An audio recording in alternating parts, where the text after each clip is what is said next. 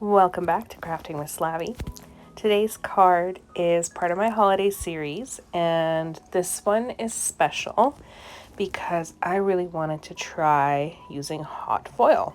I have never used hot foil before, and for Christmas it seemed like the perfect opportunity to get started with it and see what it's all about. And for those of you who haven't, I highly recommend it. It is very gratifying. And for those of you who have and love it, you know exactly what I'm talking about. So I started out preparing a few different panels actually because of the process of using the transfer gel, and we'll talk about that in a little bit. So for this panel, I used Blueprint Sketch, chipped sapphire, to go around the edge there, and then I went back in with a little bit of black soot just around the edge, and I did kind of make the middle richer by going over it again with Blueprint Sketch and just really blending that out.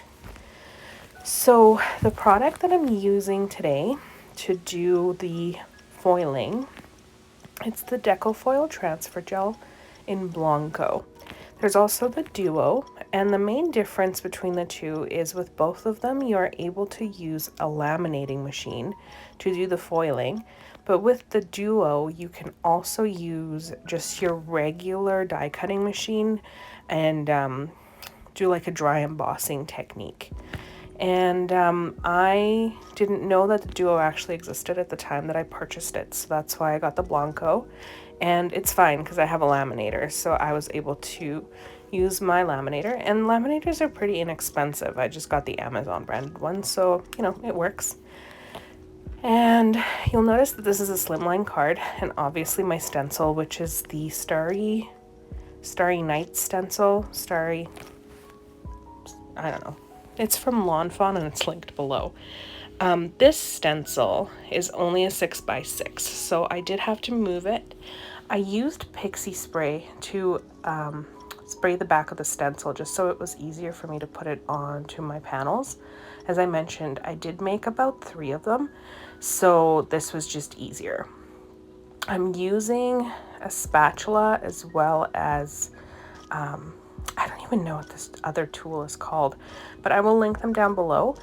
And when you are done with the transfer gel, you just scrape off the excess and put it back in the jar. So it's a really great product because you don't really need to use a lot, and it lasts you for a long time. So when that was all done, I did set the panel aside to dry for about an hour and a half to 2 hours. The instructions say to let it dry for an hour before you do your foiling, but I wanted to give it extra time to dry.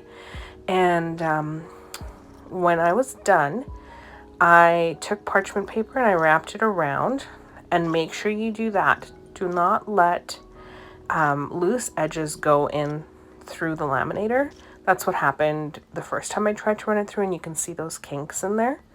And then the other thing too is if you have a laminator that lets you set if you want a 5mm or 3mm, set it to the 5mm. That's what's really great about this Amazon Essentials one, Amazon Basics, my apologies, is that you do get to choose the thickness of whatever product you're putting through, which is really nice. Okay, so I think that's all I need to say about the laminating / hot foiling. And I will let you watch the coloring, and I will be back as we work our way through this.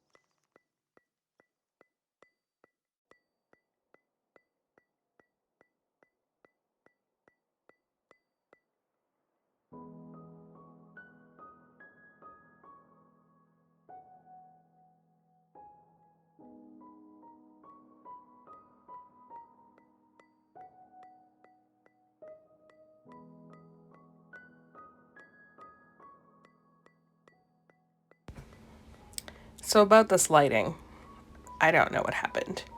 My desk sits at the base of a south-facing window. It's a pretty big window, and I have 3 bright lights that I use to shoot my videos. And this was like 1:30 in the afternoon, and because we're in the northern hemisphere, it got pretty bright, and I'm thinking that's what's doing this. But sadly, because of where the sun is in our sky, because we are so far north, it's not gonna get better for all of these videos that are shot in the winter time, I'm sad to say. Unless I start shooting at night, and that's just not a thing. I'm sorry, I need my sleep. So apologies for the horrible lights, and I promise it gets better soon.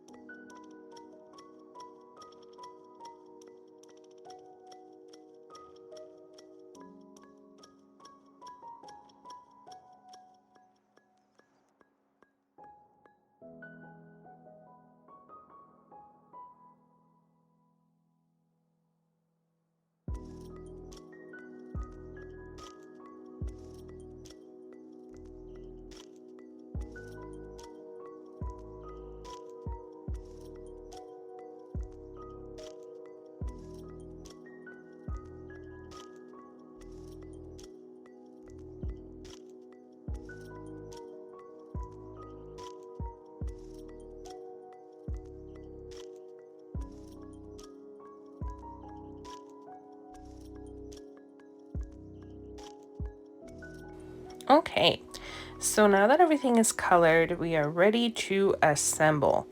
I am using just regular art glitter glue, or any kind of glue you have is fine to adhere to my panel.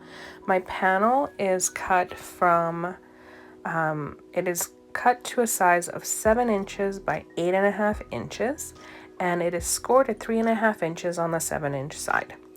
Then you fold it over and you've got a slimline card, and I'm using the large slimline panel from Lawn Fawn. That's what my card base is cut out of, the panel I mean, and it just fits absolutely perfectly onto that card base.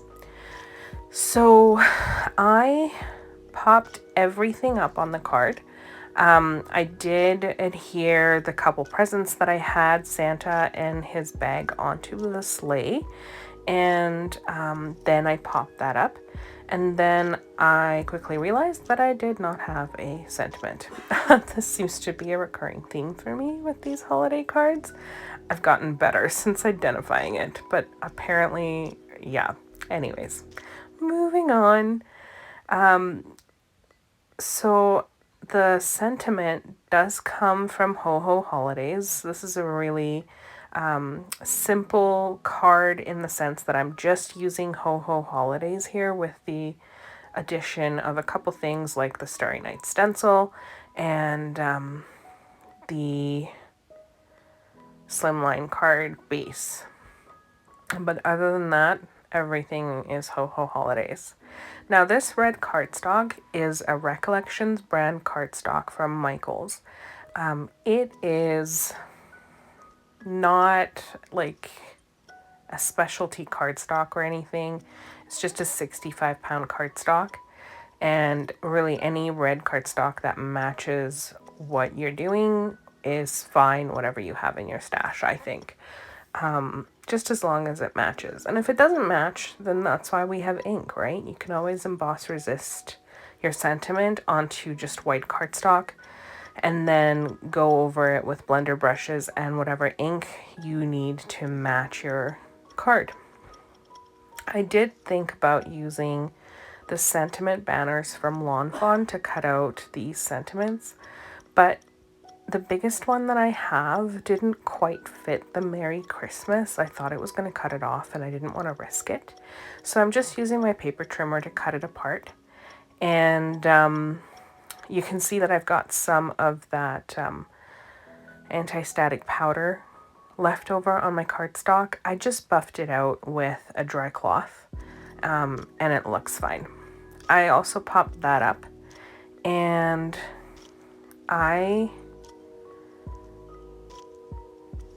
let's see, did I use my ruler? I don't remember. Oh, yes, I did. I am using, so I adhered the sub-sentiment over to the right, but I wanted the Merry Christmas right smack in the middle. And I'm using my Tim Holtz design ruler. I don't see a lot of card makers using this ruler, but I absolutely love it. It is really handy because on the top it has the 12-inch marks, but on the bottom there, it starts off at 0 in the middle and then it goes out on either side. So it's really great for centering things on there. I use it for my branded stamp on the back of my cards, but it's also really handy for adhering your sentiments if you don't want to use a T ruler or if you don't want to do the math, because you know I don't do math. This is really handy. And then I also used it to line up the edge of where I put Santa's sleigh and that leading reindeer as well. So I do recommend getting a ruler like this. It doesn't matter if it's this ruler or a different ruler, just as long as it does this for you where you're able to center. Clear acrylic is really great with markers like this. And that's my card. I hope you enjoyed today's video. Make sure you hit the like button and subscribe and hit the notification bell for future videos. Thanks for stopping by.